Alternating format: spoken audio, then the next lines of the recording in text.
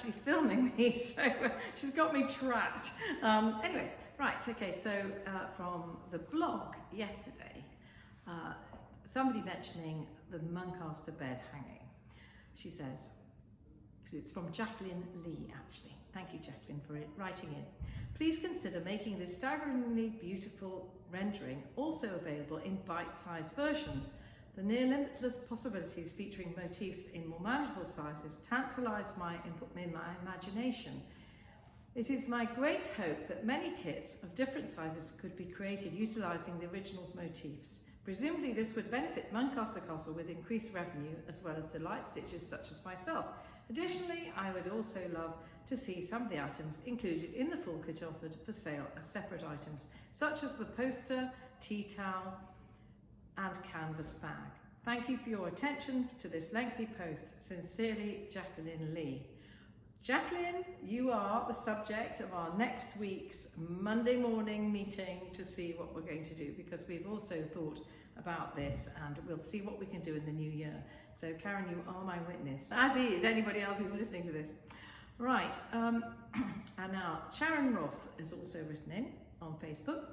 Hi, I thought I'd put the question on your site, but I don't see it, so I'll ask here. So I'm really sorry, Sharon, if I missed it. I really try hard, morning, noon and night, to answer the questions on Facebook. But sometimes I'm a bit snowed under, so keep nagging me. If I don't answer your questions, anybody, just keep firing them back. I promise I'm not ignoring you deliberately.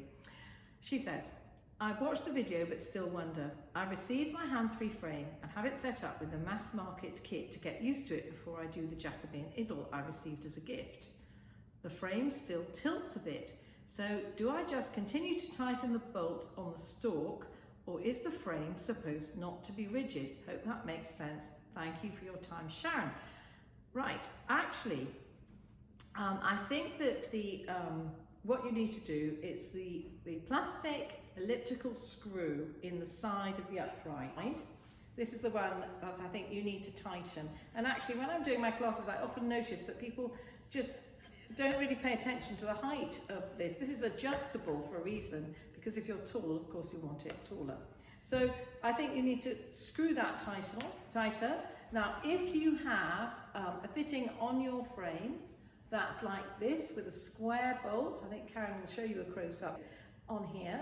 This is the one that we've worked for about 30 years to get the frame to be really tight. So if you don't have this square shape on the side, then you'll need that replaced. So anybody looking at that, you might like to replace that. But Sharon, if you've only just bought it and it hasn't got this on it, if you bought it from us, we'll send you another one straight away.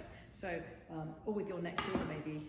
So, and I'd get that commercial kit off your frame and get on with the Jacobean Idyll. After all, I am not going to be here forever being trapped by COVID. Who knows, if a vaccine comes out, I'll be out of my travels and I won't be able to answer any of these questions. So please, everybody, make the most of this time when I'm offering free advice. Okay, so if you want it.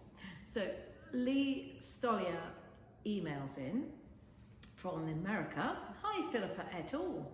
I am new to Crewel and I'm loving your kits and videos. I've just finished my first Elizabethan oak apple tree and second rabbits at dawn, and I'm about to block them per your excellent instructions. I like this woman. She sounds really nice. Oh no, it might be a man, it's Lee. Right, okay, whoever you are, Lee, you sound really nice. Anyway, right, my question is about what follows after that, framing.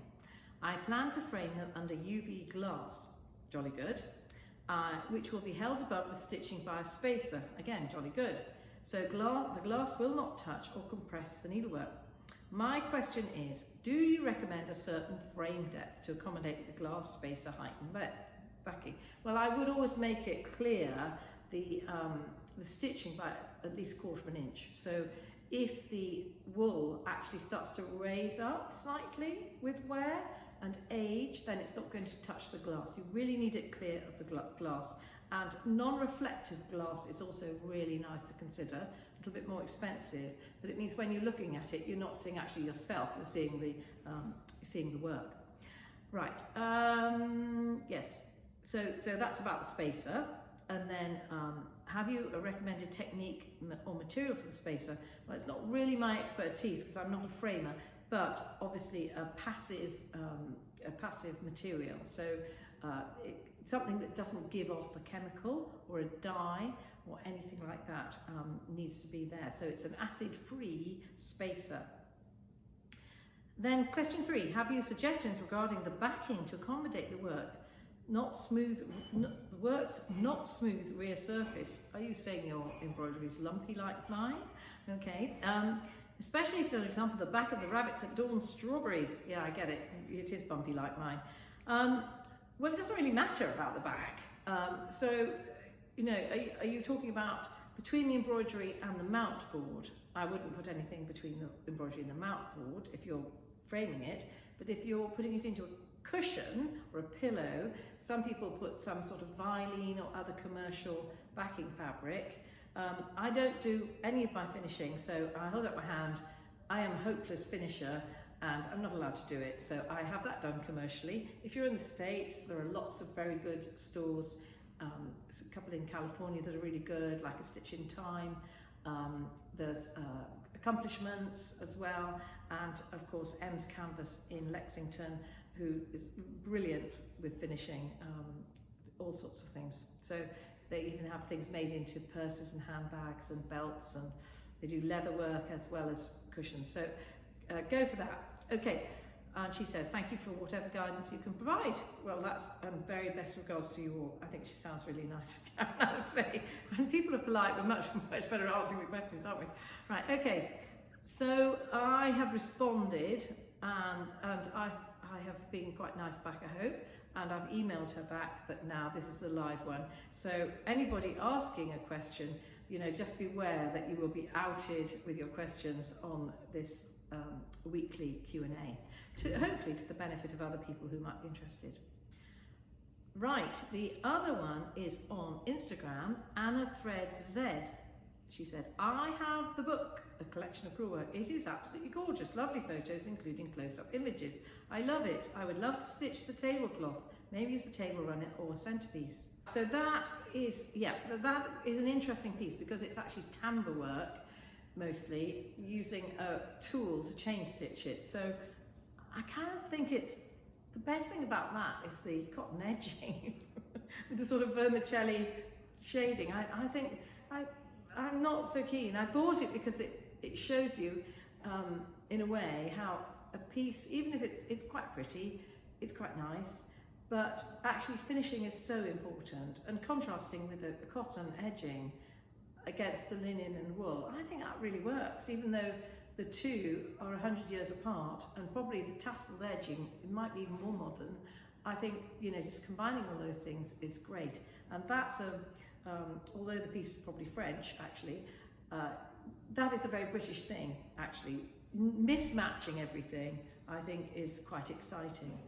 But anyway, it takes a brave finisher to mismatch. Right, okay, YouTube. Michael Johnson, he says, yes, that would be a lovely crewel work kit. Roberta Schuler, yes, as a crewel work kit would be nice. And Noni Harris, please recreate it in crewel, it's very pretty. Hedgerow stitching a crewel piece would be very delightful. And Liz Ryan and Carol Woodward. Oh, no, Liz Ryan says, the only thing worthy of replication, in my opinion, is the centre blue flower. Compared to your creations, this piece is inferior. Oh gosh, Liz. Well, mainly I recreate things, as you know. I don't really design things from scratch very often. So that's very sweet of you, and gosh, I'm flattered. Anyway, so Karen, are there any more?